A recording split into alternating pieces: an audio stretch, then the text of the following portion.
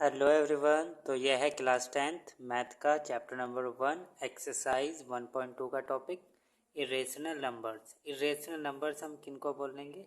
The number which can express in decimal form or expressible as non terminating non repeating decimals. तो वो number जिनको हम express करेंगे decimal form में और क्या होंगे, वो नॉन टर्मिनेटिंग और नॉन रिपीटिंग डेसिमल होंगे। तो नॉन टर्मिनेटिंग और नॉन रिपीटिंग डेसिमल्स को ही हम क्या बोलते हैं? Irrational numbers. ठीक है, जो ना तो ख़त्म होंगे और ना क्या होंगे, रिपीट होंगे। उन डेसिमल्स को हम क्या बोलते हैं? Irrational number. एग्जाम्पल इसका हो जाएगा 0.20, 200, 2002। ठीक है, देखो ये क्या हो रहा है, ना तो रिपीट हो रहा है और ना क्या हो रहा है, टर्मिनेट हो रहा है। रिपीट मतलब ये बार बार एक ही जैसा नहीं आ रहा है। यहाँ पे देखो 20 है, यहाँ 200 है, यहाँ 2000 है। ठीक है, तो यहाँ 20,000 हो जाएगा, मतलब क्या बढ़ता जा रहा है। ठीक है, टर्म रिपीट नहीं हो रहा है और ना क्या हो रहा है, टर्मिनेट हो रहा है। ना टर्मिनेट मतलब ना ख़त्म हो रहा है, एंड हो रहा है इसका। तो ये क्या है, इरेशनल नंबर है। इस तरह से ये हमारा are non terminating and non repeating decimal, so it is irrational. Second, if is a positive integer which is not a perfect square. अगर कोई हमारा ए क्या है, पॉजिटिव इंटीजर है। ठीक है, तो अगर उसका हमारे पास परफेक्ट स्क्वायर नहीं है, कोई भी पॉजिटिव इंटीजर है, अगर हम उसका परफेक्ट स्क्वायर नहीं निकाल सकते, तो वो जो नंबर होगा वो भी क्या होगा, इरेशनल नंबर होगा। Is irrational. Then √2, √3, √5, √7, √8, √10, √11 and so on are all irrational number, क्योंकि हम इनके परफेक्ट स्क्वायर नहीं निकाल सकते। तो √4 क्या हो जाएगा, रेशनल नंबर, क्योंकि √4 का क्या आ जाता है, √4 हमारा आ जाता है 2 के इक्वल। तो ये क्या है, रेशनल नंबर। ऐसे ही √9 3 के इक्वल आ जाएगा, ये भी क्या है, रेशनल नंबर। तो जो जिनके परफेक्ट स्क्वायर है जिन नंबर के, उन्हें बोल देंगे हम रेशनल, और जिनके परफेक्ट स्क्वायर नहीं निकलते उनको हम बोलते हैं irrational numbers. Third, if a is a positive integer which is not a perfect cube then root a cube. ठीक है, यहाँ पे a cube in irrational number. तो यहाँ पे जिनके हम परफेक्ट क्यूब नहीं निकाल सकते उनको भी हम क्या बोलते हैं, इरेशनल नंबर बोलते हैं। पाई हमारा क्या है, इरेशनल नंबर है, लेकिन 22/7 क्या है, रेशनल नंबर है। ये आपको याद करना है। ठीक है, तो इसकी थ्योरम आ गई है हमारे पास एक, let p be a prime number. तो हमने क्या लेट किया है कि पी क्या है, कोई एक प्राइम नंबर है। If p divide a square then p divides a। अगर p डिवाइड कर रहा है a स्क्वायर को, तो p डिवाइड करेगा a को। ठीक है, where a is a positive integer, वहाँ पे a क्या है, पॉजिटिव इंटीजर है। ठीक है, तो यहाँ पे हमने लेट p को क्या करा था, एक प्राइम नंबर माना था। ठीक है, ठीक है, तो क्या हो जाएगा, लेट a हमारे पास कोई नंबर है जिसके फैक्टर क्या है, p1 p2 and so on p1। ठीक है, a मतलब कुछ भी हो सकता है, मान लो यहाँ पे 12 है, तो इसके फैक्टर क्या हो जाएंगे, 2 × 2 × 3।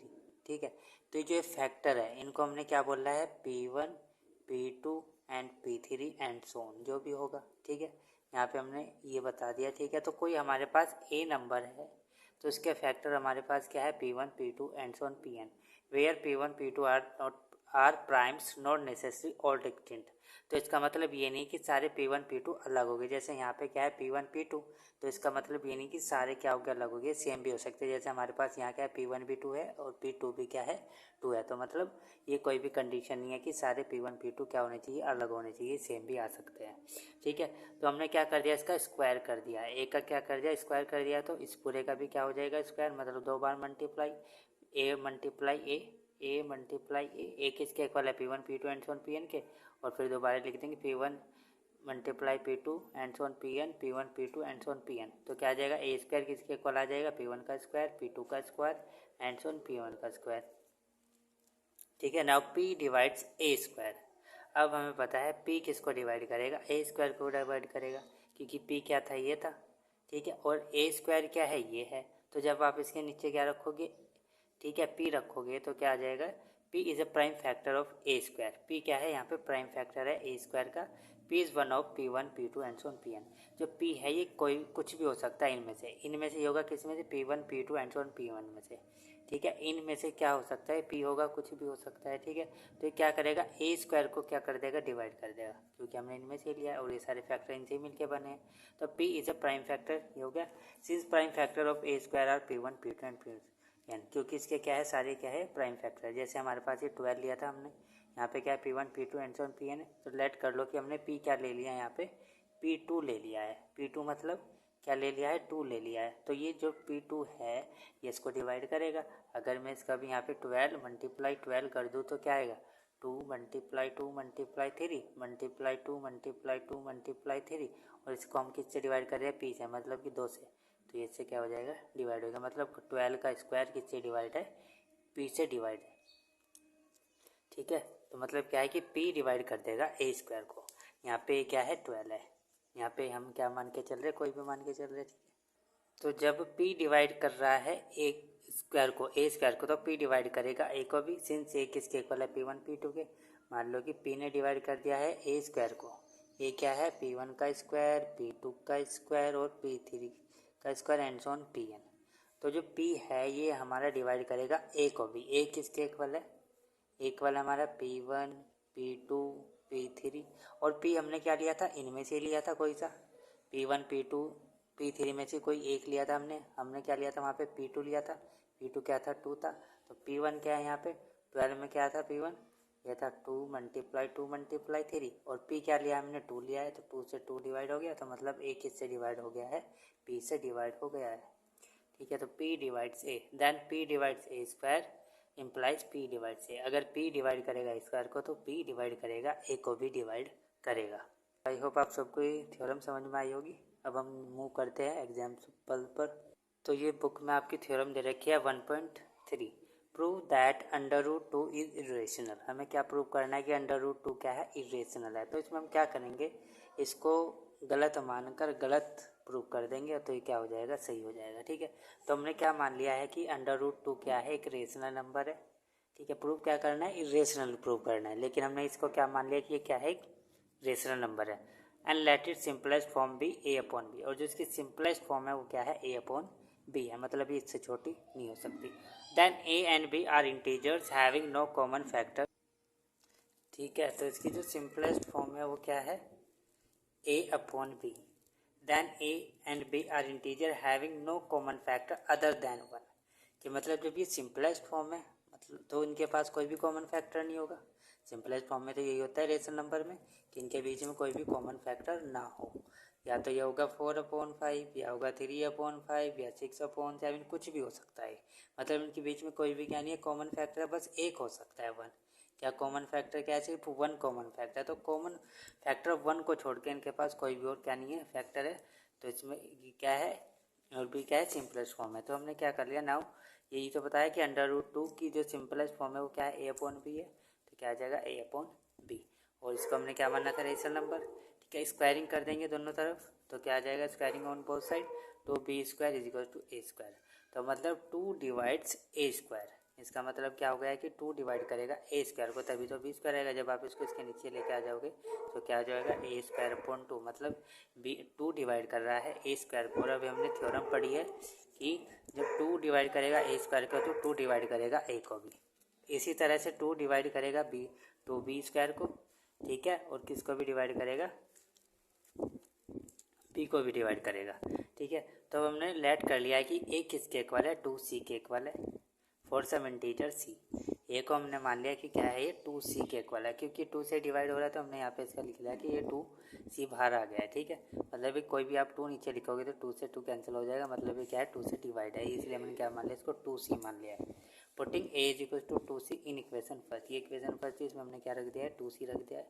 तो क्या आ जाएगा, 2B का square is equal to 4C का स्क्वायर, इससे कटेगा B स्क्वायर किसके इक्वल आ गया, 2C के स्क्वायर के इक्वल आ गया।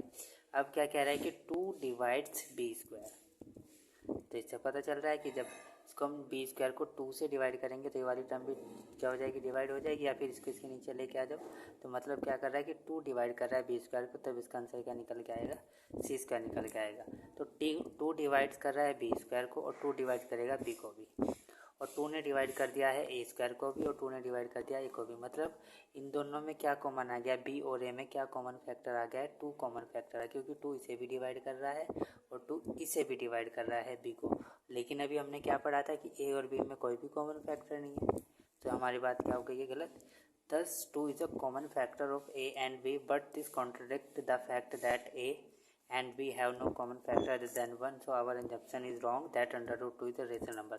तो इसमें क्या निकल के आ गया, ए और बी में क्या निकल के आ गया, कॉमन फैक्टर 2 निकल के आ गया। लेकिन हमने तो क्या मानना था कि ए और बी में कोई भी कॉमन फैक्टर नहीं है, बस वन है इनका कॉमन फैक्टर।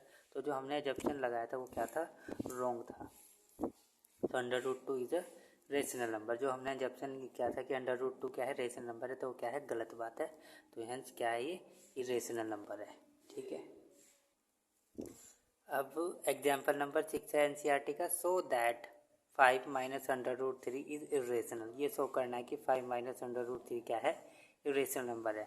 तो हमने लेट कर लिया है 5 माइनस अंडर रूट 3 भी है रेशनल नंबर, कि ये क्या है, एक रेशनल नंबर है। Then 5 is rational number and 5 minus under root 3 is rational number. तो 5 क्या है, एक रेशनल नंबर है, और 5 माइनस 3 भी क्या होगा, 5 माइनस रूट 3 भी क्या होगा, एक रेशनल नंबर होगा। तो हमने क्या कर दिया, 5 में से किसको माइनस कर दिया, 5 minus under root 3 is a rational number. क्योंकि हमने प्रॉपर्टी पढ़ रखी है कि रेशनल नंबर में से हम रेशनल माइनस करेंगे तो आंसर क्या निकल के आएगा, रेशनल नंबर निकल के आएगा। ठीक है, इरेशनल में से इरेशनल करेंगे तो इरेशनल। ठीक है, और इरेशनल में से रेशनल माइनस कर लो या रेशनल में से इरेशनल, इरेशनल में से रेशनल, कोई भी माइनस कर लो प्लस कर लो तो आंसर क्या आता है, इरेशनल नंबर ही आता है। ठीक है, अगर रेशनल के साथ इरेशनल है, मल्टीप्लाई में हो, प्लस में हो, डिवाइड में हो, तो जो आंसर निकल के आएगा वो हमेशा किस में निकल के आएगा, इरेशनल नंबर में निकल के आएगा। लेकिन हमने यहाँ पे क्या मान लिया था कि ये क्या है, एक रेशनल नंबर है, difference of rational number is rational, कि किसी भी दो रेशनल नंबर का जो डिफरेंस होगा वो भी क्या होगा, रेशनल ही होगा। तो अंडर रूट 3 क्या है, रेशनल नंबर निकल के आ गया हमारा, क्योंकि हमने पता है ये रेशनल है और ये भी क्या है, रेशनल है। तो इन दोनों का डिफरेंस क्या होगा, रेशनल निकल के आएगा जो भी आंसर। तो अंडर रूट 3 क्या निकल के आया है, रेशनल। द क्वांटिटिक fact that under root 3 is rational. लेकिन अंडर रूट 3 तो क्या है कि रेशनल नंबर है। So our assumption that 5 minus under root 3 is a rational number is wrong. So हमारा अंजप्शन क्या है, ये रॉन्ग है। तो ये जो क्वेश्चन है ये थोड़े से ऐसी है, अजीब सी लगते हैं, बच्चों को समझ में नहीं आता है, क्योंकि इसमें लैंग्वेज से लिखनी पड़ती है समझ। ठीक है, तो कोई बात नहीं, टेंशन मतलब हो जाएंगे। एग्जाम्पल नंबर 7 है 3 under root 2 is rational number. तो लेट 3 अंडर रूट 2 भी रेशनल नंबर, इसको हमने क्या मान लिया, रेशनल मान लिया। तो then 3 under root 2 is rational number है, तो हमने 1/3 भी ले लिया, एक रेशनल नंबर ही है। तो 1/3 हमने एक रेशनल नंबर ले लिया है और ये भी क्या है, रेशनल नंबर है। जब हम रेशनल नंबर की मल्टीप्लाई रेशनल में करेंगे तो जो आंसर निकल के आएगा वो भी क्या निकल के आएगा, रेशनल। तो हमने रेशनल की मल्टीप्लाई रेशनल से कर दी है, तो जो आंसर निकल के आया अंडर रूट 2 निकल के आया, वो क्या निकल गया है, रेशनल नंबर। लेकिन अंडर रूट 2 तो क्या है, ये रेशनल नंबर, ये भी हमने पढ़ा है। तो our assumption is wrong that 3 under root 2 is rational number, hence 3 under root 2 is a irrational number। सो ये हमारे एग्जाम्पल थे एनसीईआरटी के, और नेक्स्ट वीडियो में हम करेंगे एक्सरसाइज 1.2 के questions. So thank you for watching this video.